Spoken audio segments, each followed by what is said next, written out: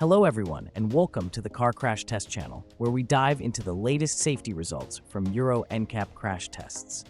In today's video, we'll compare the Euro NCAP safety performance of two standout electric SUVs, the 2024 Kia EV6 and Kia EV9.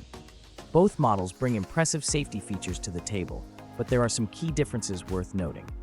Starting with the Kia EV6, this vehicle demonstrated a stable structure in frontal crashes. While knee and femur protection for driver and passenger was rated highly, chest protection for the driver and rear passenger was rated lower. In side impacts, however, the EV6 excelled, scoring maximum points. It also includes safety features like post-impact braking and an advanced eCall system designed to contact emergency services automatically in the event of a crash.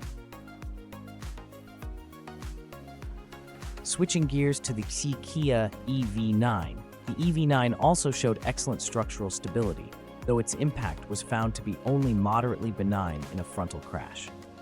All critical body areas were well protected, although rear passenger chest protection was rated as marginal in some tests. In the severe side pole test, chest protection was similarly rated as marginal due to rib compression. The EV9 does provide robust features like water safety protocols allowing door opening if submerged, alongside eCall and post-impact braking. Overall, both the EV6 and EV9 bring advanced safety engineering to the road. While the EV6 is slightly more focused on impact absorption and post-crash braking, the EV9 offers enhanced occupant safety in water-related emergencies. Whether you're more interested in urban efficiency or family-friendly safety, both models offer strong protection features and illustrate Kia's commitment to EV safety. What did you think of these crash test results? Which crash test comparison would you like us to cover next?